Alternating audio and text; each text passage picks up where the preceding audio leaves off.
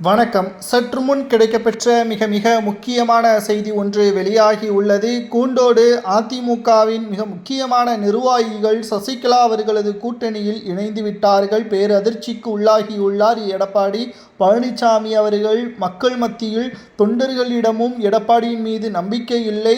கிட்டத்தட்ட எடப்பாடி ஒரு துரோகி என்ற பெயருக்கு உள்ளாகிவிட்டார்.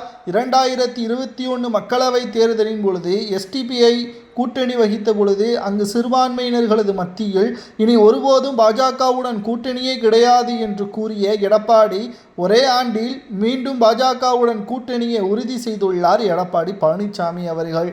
சொன்ன வாக்குறுதியை நிறைவேற்ற முடியாத ஒரு தலைவர் நிச்சயமாக தமிழக அரசியலில் ஒருபோதும் காலடி வைக்க விடமாட்டோம் ஆட்சி அதிகாரத்தில் என்று மக்கள் முடிவெடுத்து விட்டார்கள். அதைவிட தொண்டர்கள் பூத் கமிட்டிகள் கிட்டத்தட்ட இந்தியாவிலேயே 2வது இடத்தில் இருக்கிறது. பூத் கமிட்டி அமைக்கக்கூடிய அதிமுக தற்பொழுது கட்சியின் வேலைப்பாடுகள் முழுவீச்சில் நடைபெறவில்லை என்ற தகவலையும் நம்மால் பார்க்க முடிகிறது. இதற்கு மிக முக்கியமான காரணம் எடப்பாடியின் பேச்சிற்கு நாங்கள் ஒருபோதும் ஆதரவுகளை கொடுக்க மாட்டோம், அவரது செயல்பாடுகள் சரியாக இல்லை.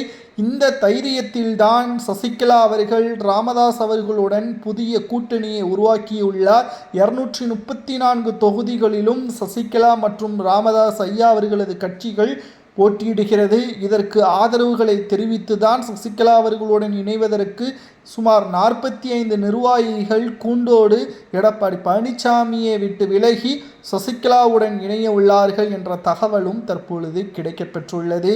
ஏனென்றால் எடப்பாடி பழனிசாமி அவர்களை ஆதரிப்பதை விட தோல்விதான் எப்படியும் உண்டு. ஆனால் தென் மாவட்ட சமுதாய ஓட்டுக்களை பெற்று 234 தொகுதிகளில் சுமார் 70 தொகுதிகளுக்கு மேலாக வெற்றியடைவோம் என்ற நம்பிக்கை இருக்கிறது. ஆட்சி அதிகாரத்திற்கு யார் வர வேண்டும் என்ற முடிவை சசிகலா அவர்கள் எடுக்கக்கூடிய ஒரு சூழலும் உருவாகும். இதுதான் அரசியலின் ராஜதந்திரம். ஏனென்றால் எம்ஜிஆர் அவர்கள் மறைவிற்கு பிறகு ஜெயலலிதா அவர்களை சிறப்பாக வழிநடத்தியது சசிகலா அவர்கள் தான் என்பது துளி அளவு கூட சந்தேகம் கிடையாது. எடப்பாடி பழனிசாமி அவர்கள் முதல்வராக இருந்ததும் தற்பொழுது பொதுச்செயலாளராக இருப்பதற்கும் சசிகலா அவர்கள்தான் காரணம் என்பதையும் மறுக்க முடியாது.